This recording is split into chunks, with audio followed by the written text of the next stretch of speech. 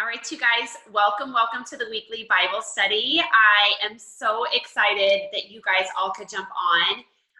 If you didn't get a chance, I'm assuming if you're on this call, you did, but if you didn't get a chance to check in the challenge groups and comment on the post that I did today, please do. So I asked a really specific question of what time of day you have issues, food, snacks, that kind of thing. And it's actually been really, really cool that most of you guys have commented. And the reason I want you guys to comment is so later today, I'm going to just throw up a crap load of recipes for you guys. And in fact, I'm actually thinking about going to the grocery store and walking through the grocery store and showing how easy it is to make snacks. So I'll be honest with you, snacks are so easy to me. Like, it's almost like maybe I don't share them enough. And so I love you guys share that. I think I always have had more of the questions of struggling. How do you keep the family on track and you?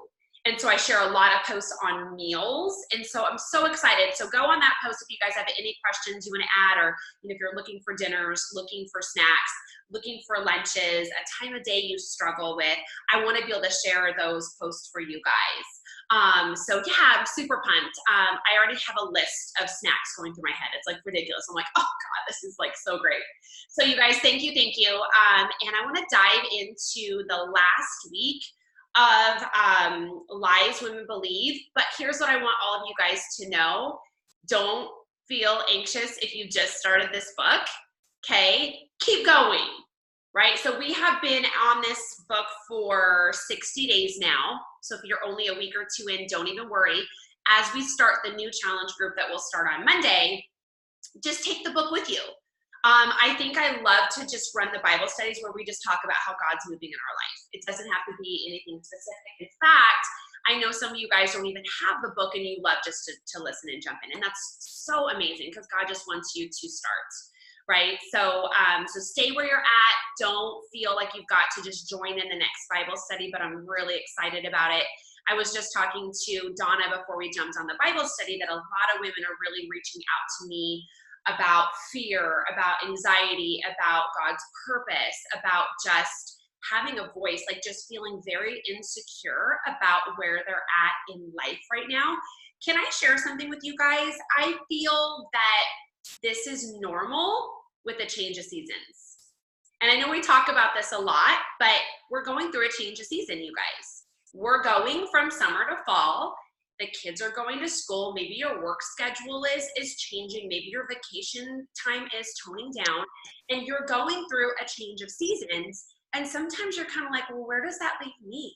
Like, where do I fit? And so it's very normal to have that sort of feeling this time of year or anytime there's a change of seasons, and just recognize it and hand it over to him.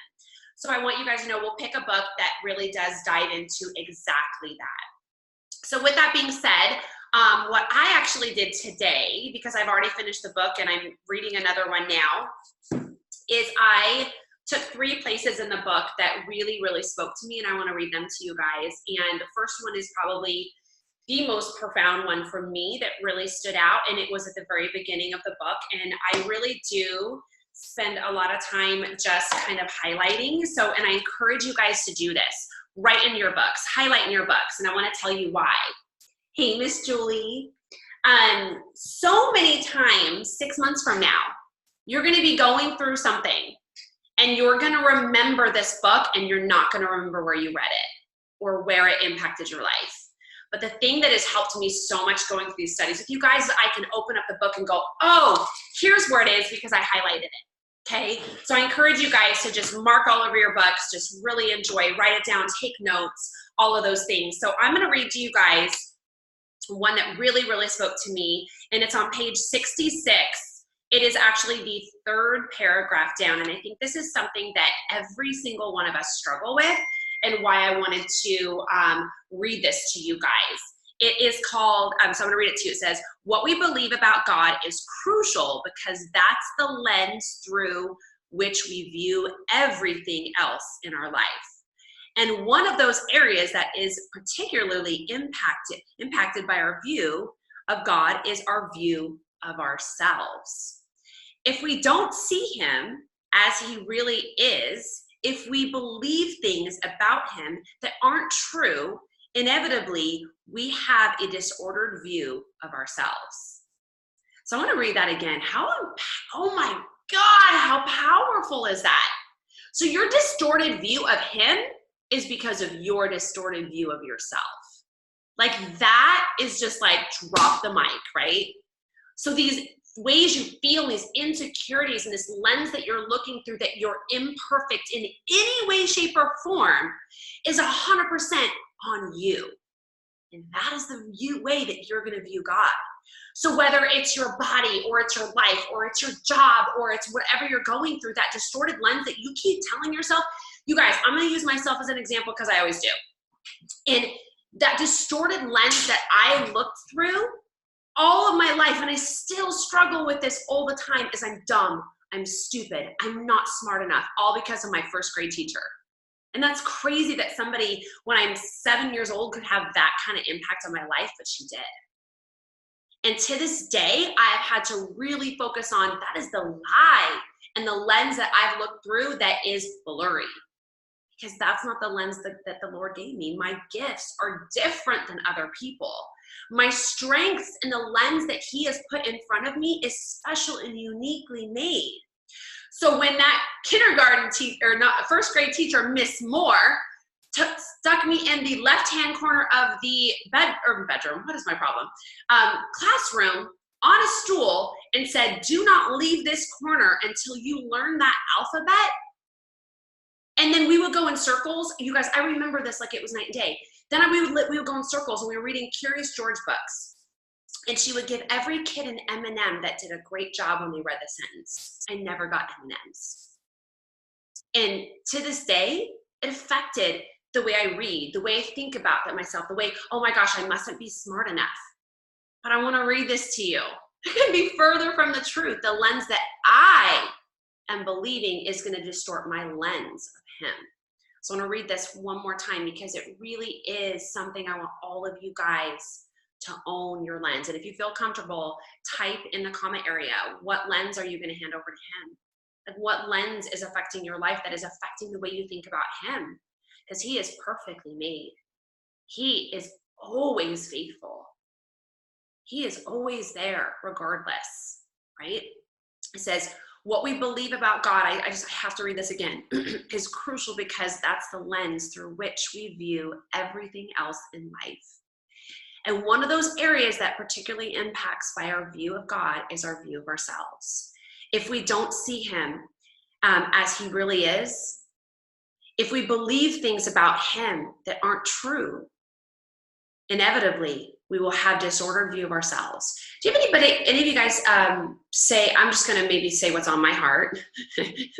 You know, it's easier to talk about like what I've heard. I've heard so many people, well, God just isn't good because he wouldn't do that to me. Excuse me?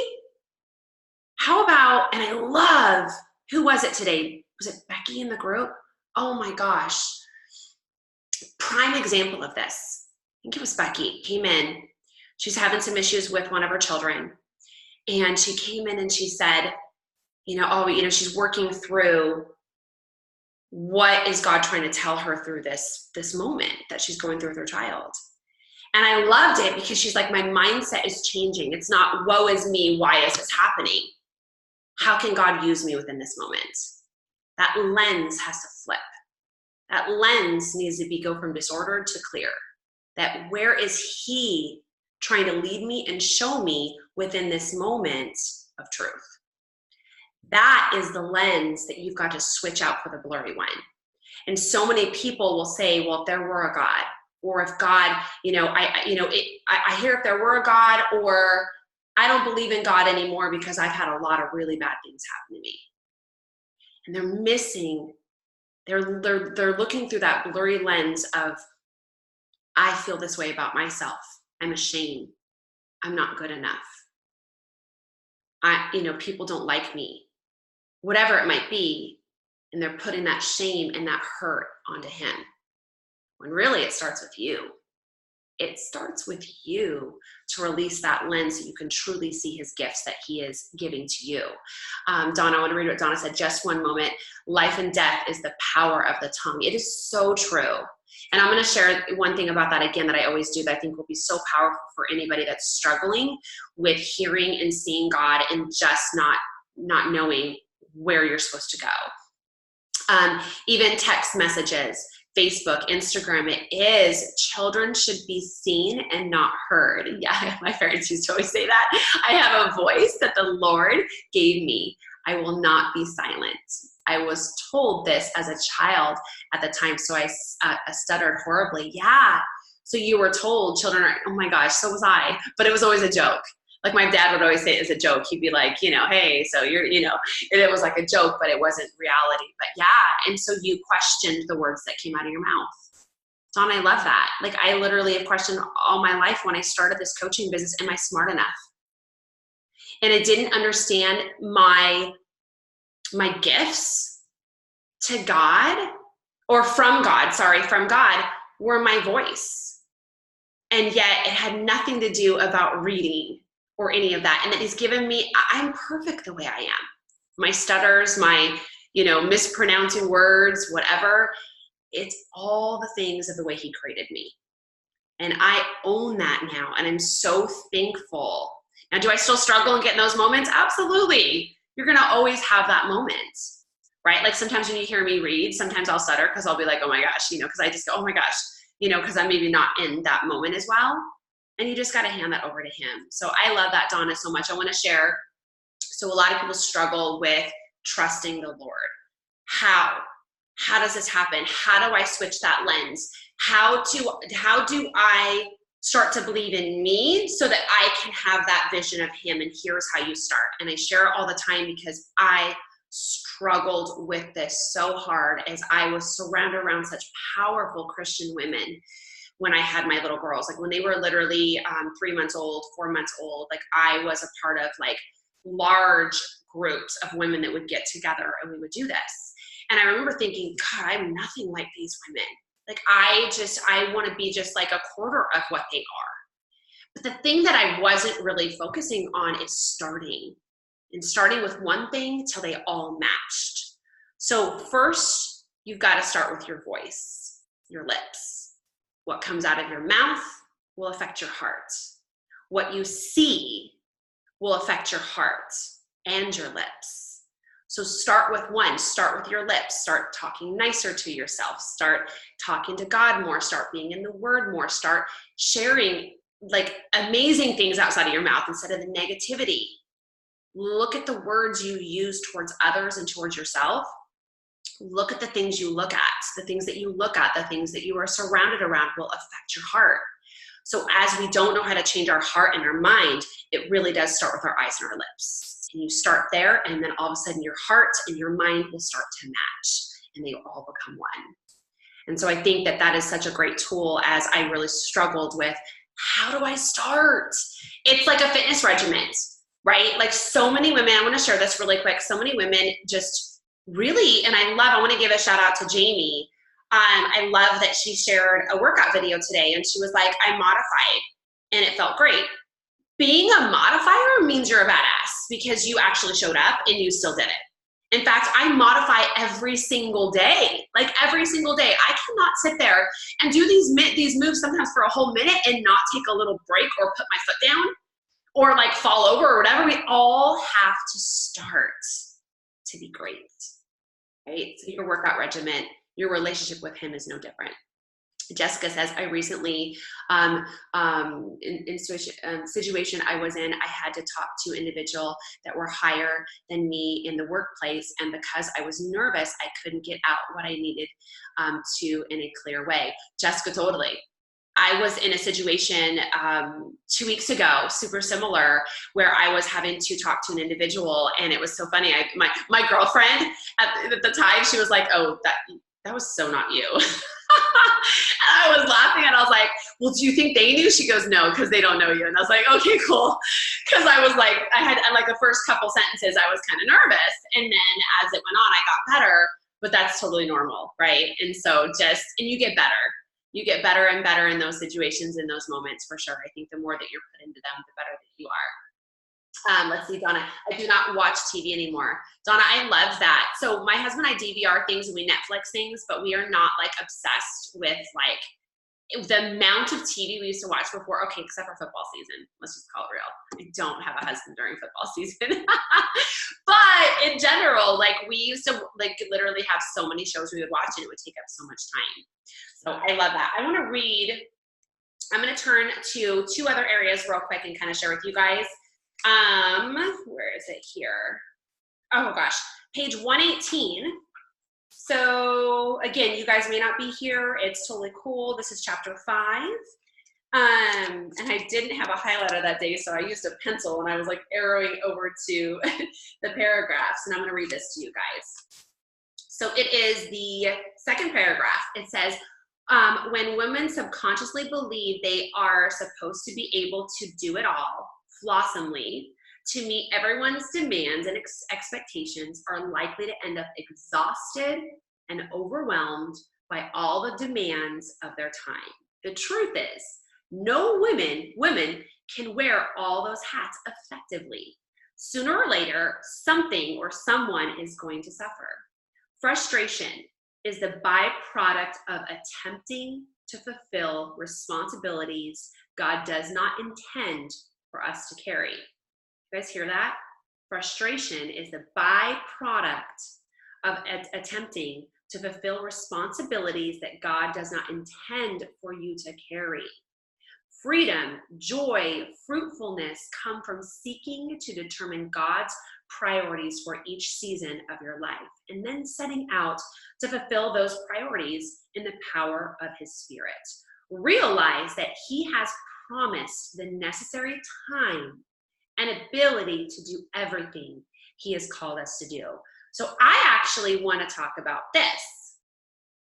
Legit.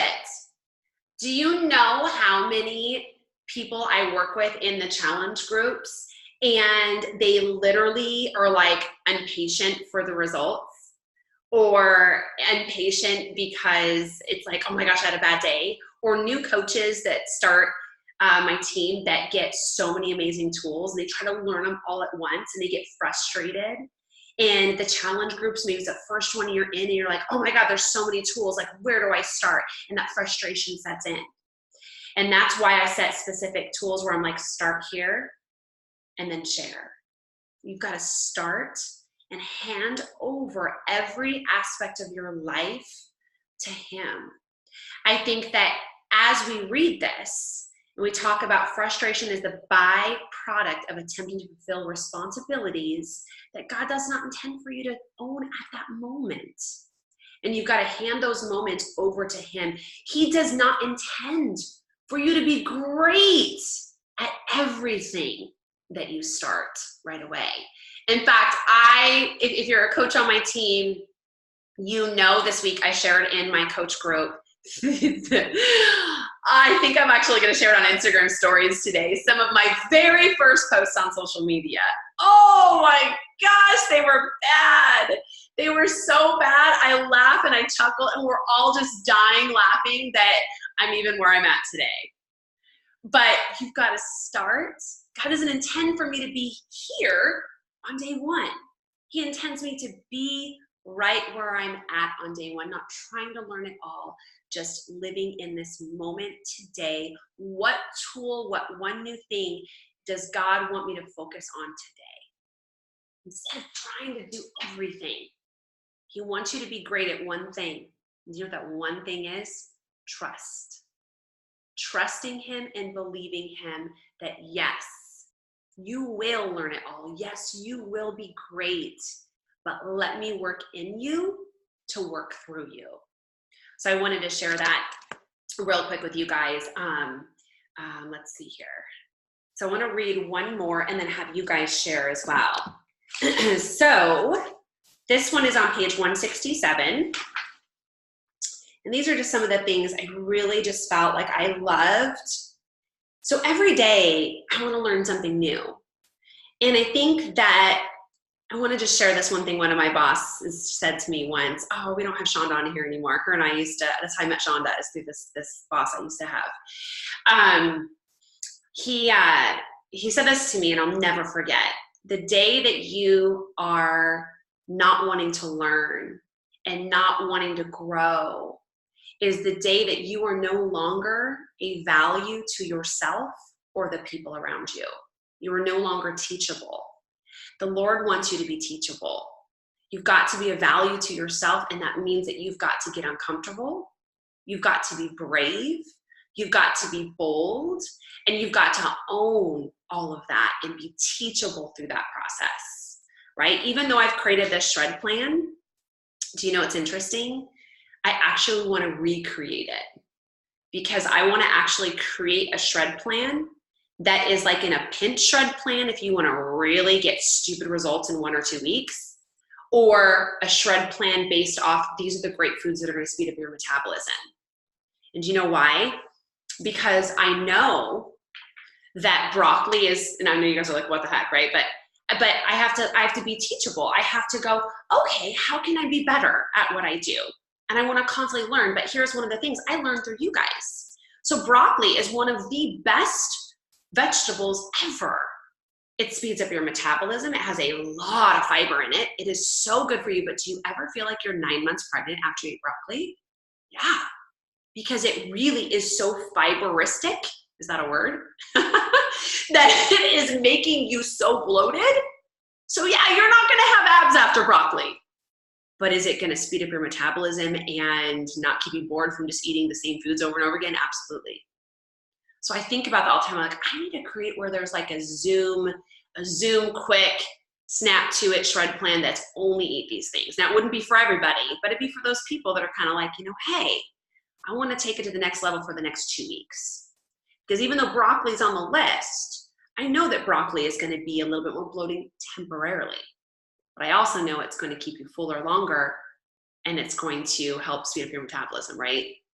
So just something I want to kind of share. Be teachable. Let the Lord grab a hold of your hand and teach you to not just stop where you're at, but where can you go within where you're at right now? So on page 167 at the top, it's like the second sentence in, I've got highlighted, it says, it's not your relationship to change, it's not your responsibility to change your husband. That's God's responsibility. Tell your husband what's on your heart, and then back off and let God do the rest. And I want to share this because I think so many of us are trying to change our children, trying to change our husbands, trying to change the people we work with. It's not your responsibility. It's not at all. Have the conversation with obviously your spouse, right? But then hand it over to the Lord, right? And it says in the next paragraph, it says, she went to, it's a story she told and I really liked it. She goes, she went on to tell me what it had meant for her to wait on the Lord to change her husband. For 16 long years, she had prayed and waited without seeing any evidence that God was hearing or answering her prayer about her husband. Though her husband professed to be a Christian, the lack of spiritual hunger or fruit in his life had made her question whether he had a relationship with the Lord at all. I know many of you guys have this story. I know I have this story, right? I know my husband is a Christian. I know that he loves the Lord. Do I think that he needs more of a relationship? Yeah, absolutely. Absolutely. That's my walk, not his walk. And so I can sit there and I can pray for anybody in my life and really hand that over to the Lord instead of pressuring that person to build that relationship. Same thing with that thing I brought up last week with my friend, talking about how I actually brought up one of the other most profound, if I were to read another page, was that when it talks about in this book how that we will always be unsettled here on earth. We will always be searching for the next thing that's going to make us feel good. And we will always be let down because the only way that we will be happy and feel complete is through Christ. And that individual was basically like, well, that's pretty selfish of God. And I just was like, did you just say that? Like I was like, oh my God. But that person's relationship just isn't there. And I just have to encourage that person to build that relationship with Christ. And the fact, because we all know that the Lord is not selfish and that he doesn't work that way, but that how can we use that towards our purpose here on earth? It gives me so much peace to know that, God, I will always be searching for something else. And the only thing that's going to make me feel fulfilled is you, right? Donna, I just want to read out loud what Donna said to Jessica. Jessica, remember, God is not a receptor of person.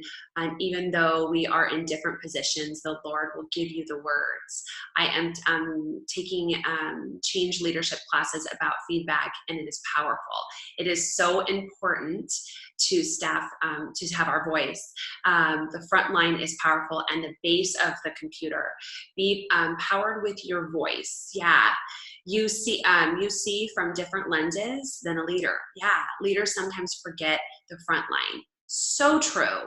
Your lens, I love that, Donna. You are so amazing. Your lens is so different. So like my lens 7 years in is going to be so different than the person just starting. And I think that often we compare ourselves to the lens of that person that's been doing it a long time. I always say to my brand new coaches, I say the only difference between you and I is the amount of time, and that I'm doing exactly the same things that a brand new coach does. I'm doing exactly the same things that a new challenger does. Exactly the same thing as you guys. The only difference is the amount of time that I've been doing it. And so the lens will be different because you are in different roles, right? But think of where you'll be through that process. So Donna, I love that. A runner starts a starting line, looking to the finish line, just beginning. It's the in-between, which is trusting in the process. It's true. And I always talk about this with my fitness journey or the eating. You guys in the groups talk about this. I'm like, I don't care if your eating was horrible yesterday. What are you going to do today? Because today is what's going to get you that long-term goal, not what you did yesterday and not what happens tomorrow, but what you do today to fuel your body is, right? Same thing with your mind.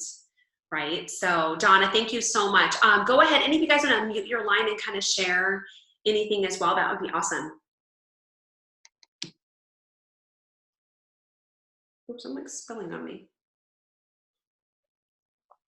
Donna, all you. I love hearing from you. This past week, I started leading Bible study at church. And it was actually an answer to a 25-year prayer. Oh, A quarter of a century ago, I started praying that I would lead Bible study. So don't give up on yourself. It's like, if you pray, it might not happen today or tomorrow or a year from now or 5 years from now. It might take a quarter of a century. Yes. But God's a God of perfect timing. Yeah. And so we are reading Genesis. So he took me back to the beginning. Love that. And this month is 25 years I've been a Christian. Oh my gosh. So I said, Lord, this month is 25 years, a quarter of a century. You're taking me back to the beginning. I love for the word. You let me start, leading Bible study, and I'm so honored. And so I kept thinking about the lens. So I went around the room and I asked people to introduce themselves. I said, tell me who you are. So everybody said, I've been here at church this long. This is who I'm a mom. I'm this. So I listened to everybody. And then after I said, okay, you said all the things you are, but who are you really? What defines you? So then I had them write a letter to themselves that really said, you started the letter, because in the Bible study it says, when we used to write letters to each other, on the outside there was a to and from and to, and it would be a stamp, and then you'd open the letter and you wouldn't just go to the middle and the end. You would see the date it was written, how it was addressed, all the words, and then you get to the end. But what we want to do is we want to get to the end, and we don't want to read the stuff. And if you miss the stuff at the beginning, you can't get to the end because you're going to be missing pieces. So we have to go back to the beginning. So it's a different lens, and comparison kills faith. Yes. when you said about comparing. So I would suggest to everybody even like write a letter to themselves. So I actually, let me see what the words I wrote down were. I love that, 'Cause Donna. so, and I told them, I said, you have, if I thought people were going to have a really hard time writing the letter themselves. I said, it was so powerful. I was shocked. I asked people, who are you at first? And then my letter was, who am I? So I said, address it to yourself. So I wrote, hi, Donna, and then, whatever people want to do. And then I actually told them to put it away. And at the end of the Bible study in 10 weeks, I'm going to have them write themselves a letter again to see what lenses they see themselves through. Isn't that so cool? Donna, I love that. And that's so powerful. Like owning that, like we do that with coaching, right? We talk about like, who are you? But we don't do it like in a writing form letter, but we talk about like, who are we? How did God create you? What are your gifts? Like what makes you? Because that's what makes you special and unique. It's not what your friend thinks. It's not what other people think. It's not any of those things. I think that we all should do that. That's so powerful. I actually, so many great leaders actually say to do that. Mm-hmm. Write a letter to yourself and you talk about who you are and who you're going to become as well. And they talk about, and you say the power of I am. Yes. I will. Here's where I'm at. I will, I am. And using those words because it really is so powerful. So that'll be exciting. Okay. And I want to share real quick. I love what you shared that it was 25 years and that it's 25 years since you do Bible studies. And then you started from the beginning. So I am literally going to sound like the most beginner football person. So if any of you guys know his name, please type it in the comment area. And I'm so mad I don't remember, but the quarterback from Minnesota Vikings spoke at our church, and he's so good. Like, it's on the tip of my tongue. Oh, it's so on the tip of my tongue. He's a brand new baby and everything, right?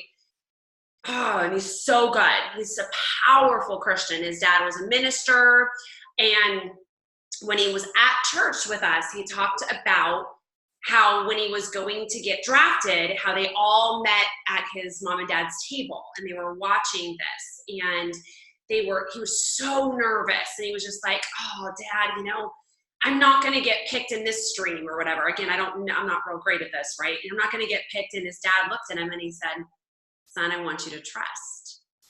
And yeah, Cousins, it is. Yes, Julie, it is. Yes, it's Cousins. Yes, it's exactly who it is. God, what an amazing guy. So he's sitting in this table.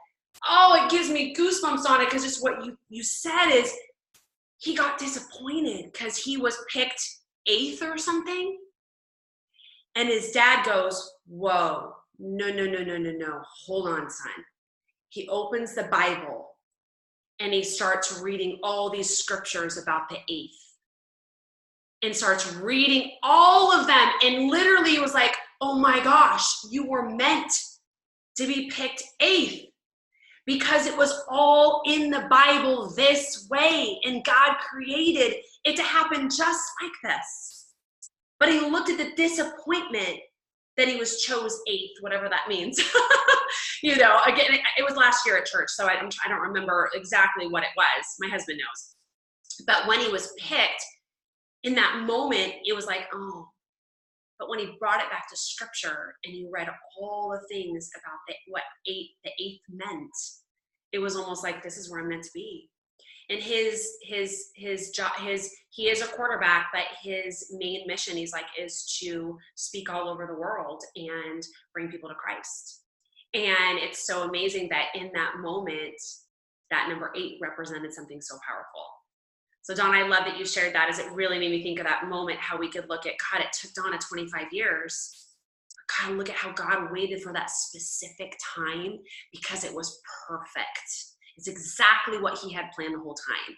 So what's your number? Maybe it's going to be, me, it was 10 years to have both my girls. So maybe I need to look at why 10 is so important, 8 years to have Peyton, 10 to have Taylor. And it's like that moment, like there's a reason why you have to sit back and trust He's never late. He's always on time, right? 8 means new beginning. Okay, that's awesome. And the specific month. Yeah, I love that. Donna, thank you so much for sharing that. I just think it's so, gets me just so excited that there is a purpose behind all of it. Does anybody else want to share anything? That was really, really cool, Donna. I'm so excited. You've got to keep sharing how it's going, how the women are doing. What Bible study are you guys doing? Is it that one? No? God of creation. I love it. I love it. And I love that you went back to Genesis. I love that. It's been a long time since I've done that. That's amazing. I love that. I love that. I love that. So anybody else want to share anything from the Bible study this week? Otherwise, we can end it. And then what I will do is in the challenge groups today, once I get off all my calls today, what I'm going to do is go in and read what you guys shared or your struggles. And I'm going to grab a ton of tools. I'm actually going to let it kind of thrive my whole week as well, because I got to go to the store today, and I'm like, oh, I'm so excited. So, and I'm going to write down, because I don't love to just write to you guys what to eat. I want to show you. And I want to teach you why it's going to work that way. And so I think it's something, I think that once we understand why food works a certain way in our life and why we would eat certain things at certain times or why a snack would look this way, I think that a lot of times we don't forget it. It's like we almost remember. It's not just like being taught in school, okay, let's read, the Revolutionary War. Let's find out, why did these things happen? Like what made it? Why did I bring up that one? I don't know. But you know what I mean? So I'm excited. So I'm actually going to put a lot of that together today. I've got a lot of posts I'm going to share. So if you guys missed it, go ahead and make sure you share. Yeah, it's important. Like, it's so important to just understand. So crazy story, you guys, and then I'll leave you alone. I went to the doctor yesterday, and I haven't been to the doctor in 4.5 years. And this doctor is so amazing. And I was talking to her about, all the women issues I've had, from hormones to autoimmune diseases to just all these different things. And it was so amazing because she just sat there and listened to me, which you just don't get with doctors anymore, right? And she's so fantastic. And it was so great that to have somebody on the same page too. I said, food is everything. She goes, it is. That food is the number one reason why people have so many autoimmune diseases. And I think that we don't take the time to really slow down and learn what is causing that. So I thought I would share a few things really, really quick with you guys, as I share quite a bit, and I forget sometimes to, share the things I've already shared year after year. But yes, and Donna, what you eat really affects everything. So if you're tired today, there's a good chance it's because of what you did in the last 24 to 48 hours. It is, right, Donna? It's true. And so I think that we try to go, oh, yesterday was so awful, or today is so awful. Well, don't look at today. What did you do over the last, 48 hours? 72. The way that your body feels will be for the next. So when you work out for 72 hours, your body will feel very specific because of that. So a lot of times that soreness or that aching doesn't come on till the third day. And so we need to be aware of those things, of how our body really is affected. So some of the things she was asking me, so Grin, I have Graves' disease, which is a thyroid condition. That this particular thyroid condition is triggered by a hormone change in your life. So like some thyroid, and it is also actually created because of a genetic aspect that you're connected to, okay? Many thyroids obviously are created from genetic, hormone, or what you're sticking in your body, okay? Those are really gonna be the main purposes. Mine is genetic, but also is also hormone related. So after I had Taylor, after I had Peyton, I went to go get pregnant with Taylor, and I went to the doctors, and they were like, whoa, no, you cannot have a baby. You have full-blown Graves' disease, and we need to get this under control before you can get pregnant with your second kid. And I was like, what are you talking about? Like, what? and because I had Peyton, And my hormones shifted dramatically with all the infertility stuff that I went through as well. It actually triggered my body to get thrown into a thyroid disease, okay? So a lot of women will go through this through menopause, or will go through this through having a baby, or like the change of life, whatever, like they'll have. In Graves' disease, I will have forever, although I'm not actively in Graves' disease right now. I'm medication free. I was able to get it under control. There's a couple things I did, right? So, and I really, really think that people just need to be conscious. I think don't get overwhelmed by this. I'm not a weirdo. Like I was saying, so people go, okay, you're taking it too far. No, I mean, I'm just smart about making small changes within my life and being aware of them. So I don't heat any of my food up in the microwave in plastic or anything with plastic on it. The chemical will be released to your food, which will automatically affect your thyroid instantly. So also, I do not put my food in plastic containers. I make sure they're in glass containers, so when they're sitting in my refrigerator, they're not getting the chemical release as well. The other thing is, you guys know that those, and I do this, so I'm gonna be honest, I just on occasion, and I don't do it very often though. Like I might do it a couple times a year versus it was every day. You know, like the Arrowhead plastic bottles that you drink water out of, and they sit in your car, and then you come back in your car and you drink it, chemicals are in the water now from the release of the plastic, which will automatically over time affect your thyroid. So you just have to be conscious of those things and just be aware of them. This is why I drink out of glass. Now I do make my morning detox water in the approved plastic, but it is the only time that I use it. And I'm even weird about that. Like I would actually love to have just even glass, huge things. Like I'm like, even though it's approved, I'm like, how well do we know it's approved? Like I'm hoping though. But I drink my workout glasses that are glass because of that. I started eating more fish in my diet. But did you know that you don't just want to eat fish? You want to know what type of fish and why. So why do I eat more fish? Fish has iodine in it, but not all fish has a lot of iodine in it. In fact, you see me eat salmon a lot. It's actually not great for thyroid disease. It has the least amount of actual iodine in it.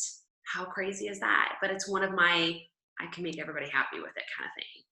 So I kind of find that it does have it in it, so that's great. But cod is actually one of the higher ones, tilapia, which I will not do, shrimp.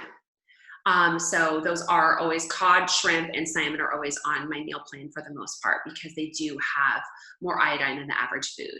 So your thyroid is actually lacking iodine, so that's why you're actually getting a condition also that's triggered. Your thyroid basically makes your entire body work. So if you were affecting this by the type of processed foods that you eat are going to affect it. The type of plastic is going to affect it. Your lifestyle, your sleep, everything is going to affect it. Just start making small changes. And it really, really is. So I actually went to Costco and I bought all my glass containers from Costco. So they're super cheap. You can also go to the dollar store and get glass containers. Target has glass containers and use them that way. But I do hear a lot of women in the groups that are actually heating up food in plastic and also covering it with plastic. Just don't even. Just start making those small changes. And so over time, I was able to get off medication, and I've been medication free for 12 years. But it's important to always get it checked again. Like I want to get everything checked again. And yeah, so I'm going to share more of it, but I want to share that with you guys. Yeah. So hopefully that was helpful. I know that is really one of the largest autoimmune diseases right now is thyroid conditions. And I think that we are being our worst enemy. We are the person, our environment, what we're doing are making it harder for us to beat these autoimmune diseases. So just be aware and be conscious, do your research, ask questions, ask your doctors. My first doctor I went into when I had a thyroid condition, the first endocrinologist, she looked at me, she goes, you need to have surgery. Let's get it out as soon as possible. I looked at her and I said, I'm getting a second opinion, bye. And I walked out and I got a second opinion and thank God I did. Never had surgery. And I'm medication free now. So ask questions, be aware, and just be conscious of it. Let's see, Karen says, recently I've heard so much about immune diseases from breast implants too. Absolutely. Like think of like your environment and what you do to your body is ultimately going to affect everything. everything.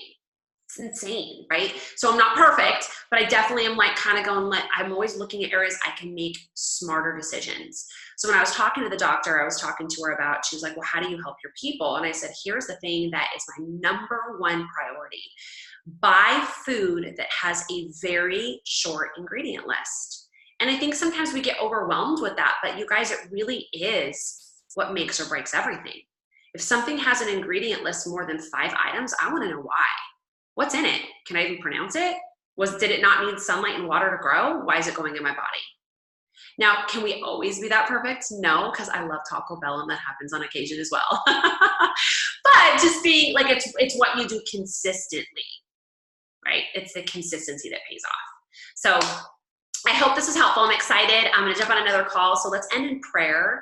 And I'm just so excited to grow with you guys in the next book that we're going to do, just focusing on God's confidence, focusing on being brave, focusing on being the best that we can be, the way that God has created us. So we're going to end in prayer. So keep doing this book. Keep doing it. No pressure. If you've just dived into it, just keep going.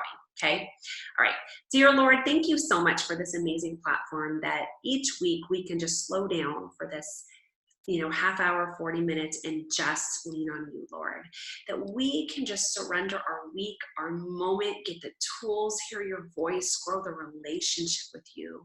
Lord, I pray as we finish this group and we transitioned into this new season going into fall, that everybody will recognize those moments of just saying, Lord, this is too much. Help me in this moment. Have them have the voice and the lips and the heart and the eyes of you, Lord, that they will lean on you in these moments that they're going through, that they will put on the glasses that you had us born with, not the glasses that the world has made us believe. Lord, that we will start to clear that lens and we will start to trust in you, no matter it taking 25, 10 years, 12 years, Lord, that we will just say, Lord, I know that your timing is perfect. I may not understand, Lord, what it is that you want through this process, but Lord, will you open my eyes and clear my lens and show me what it is that you want to teach me in this season. Lord, we are all just so grateful for your love, your grace, and no matter how often we fall or stumble, you are there to pick us up. In your precious name, amen. All right, you guys, have an amazing day. I'm just so, so blessed to just be around all of you guys, and you fill my cup every single day. So have a great day. I'll have the recording posted soon. And Donna, thank you so much for sharing. Karen, Jessica, Tammy, everybody, you guys, thank you so much. Julie, bye, you guys.